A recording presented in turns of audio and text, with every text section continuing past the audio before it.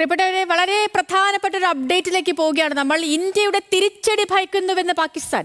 അടുത്ത 36 മണിക്കൂറിനുള്ളിൽ ആക്രമണം പ്രതീക്ഷിക്കുന്നതായി പാക് ഇന്റലിജൻസ്. ഇന്ത്യക്കെതിരായ നീക്കത്തിന് സജ്ജമായിരിക്കുകയാണ് പാക് സൈന്യം.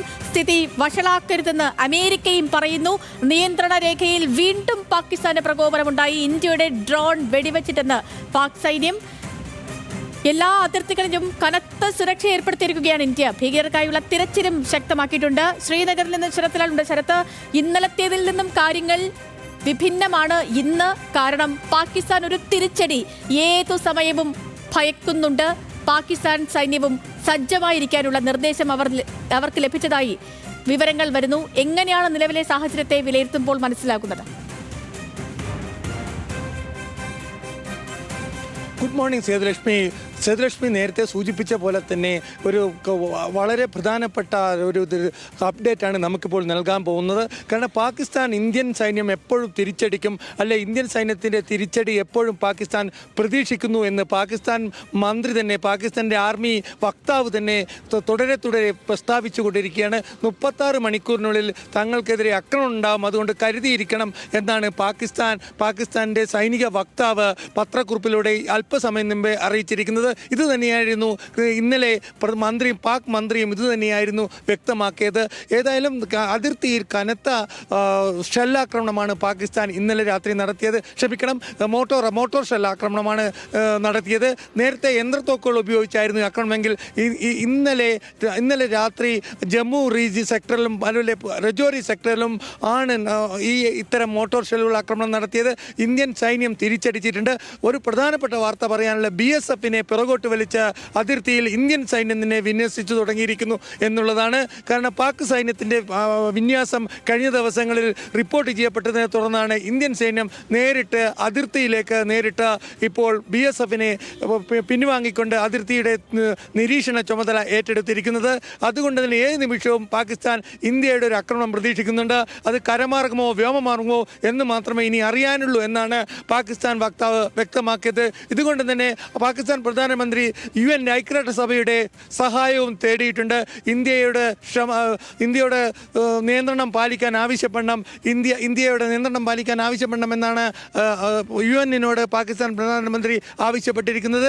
ഏതായാലും പ്രശ്നം വഷളാക്കിയത് പാകിസ്ഥാനാണെന്ന് ഉള്ള സൂചന ഇന്ത്യ UN-ൽ വ്യക്തമാക്കുകയും ചെയ്തു. ഏതായാലും നാളെ ഇന്ത്യൻ വിദേശകാര്യമന്ത്രിയുമായിട്ട് അമേരിക്കൻ വിദേശകാര്യ സെക്രട്ടറി ചർച്ച നടത്തുന്നുണ്ട്. ഇതുകൂടി കണക്കിലെടുത്തായിരിക്കും തുടർന്നുള്ള ഇന്ത്യയുടെ മുന്നോട്ടുള്ള ചുവടുവെപ്പ്. ഏതായാലും ഇന്ത്യൻ സൈന്യം ആക്രമിക്കുമെന്ന രാജ്യത്ത് പ്രത്യേകിച്ച് കാശ്മീരിൽ ഹൈ അലേർട്ട് നൽകിയിരുന്നു. അപ്പോൾ തന്നെ മനസ്സിലായതാണ് സൈന്യം എന്തൊക്കെയോ നടപടികളിലേക്ക് പോകുന്നു എന്നുള്ളത്. തൊട്ട് പിന്നാലെ പ്രധാനമന്ത്രി സൈന്യത്തിന് പൂർണ്ണ പിന്തുണ നൽകി, സൈന്യത്തിന് പൂർണ്ണ സ്വാതന്ത്ര്യം അനുവദിച്ചുകൊണ്ടുള്ള പ്രധാനമന്ത്രിയുടെ വാക്കുകളും എത്തിയിരുന്നു. ഈ ഡൽഹി കേന്ദ്രീകരിച്ച് തിരക്കിട്ട ചർച്ചകൾ നടന്ന ദിവസം കൂടിയായിരുന്നു ഇന്നലെ. അമിത്ഷാ പ്രധാനമന്ത്രി ചർച്ച നടന്നു, കരസേന മേധാവിമാരുടെ ചർച്ചകൾ നടന്നു. അങ്ങനെ ഈ ഡൽഹിയിൽ നിലവിൽ നടക്കുന്ന തിരക്കിട്ട നീക്കങ്ങൾ എങ്ങനെയൊക്കെയാണ്, ചർച്ചകളും മറ്റ് നടപടികളും?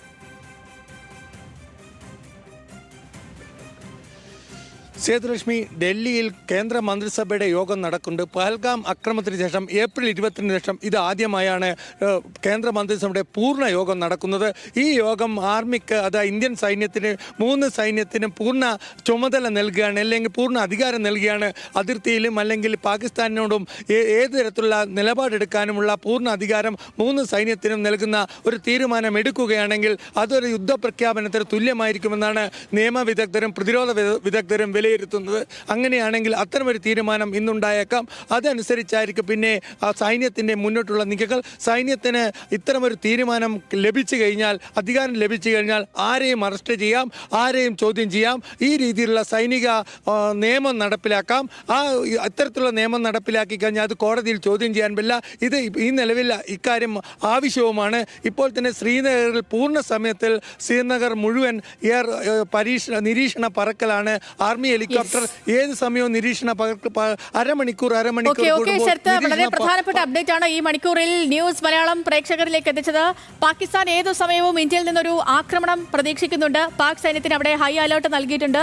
ഇവിടെ അതിർത്തികളിൽ നിന്ന് BSFനെ വലിച്ച് സൈന്യം സുരക്ഷാ സംവിധാനങ്ങൾ ഏറ്റെടുത്തിരിക്കുന്നു. അങ്ങനെ ഒരു വല്ലാത്തൊരു അവസ്ഥയിൽ, വല്ലാത്തൊരു സാഹചര്യത്തിൽ നിൽക്കുകയാണ് നമ്മുടെ രാജ്യം. അതിർത്തികൾ, ജമ്മു കാശ്മീർ വിവരങ്ങൾ നൽകുകയായിരുന്നു ശ്രീനഗറിൽ നിന്ന് ശരത് ലാൽ.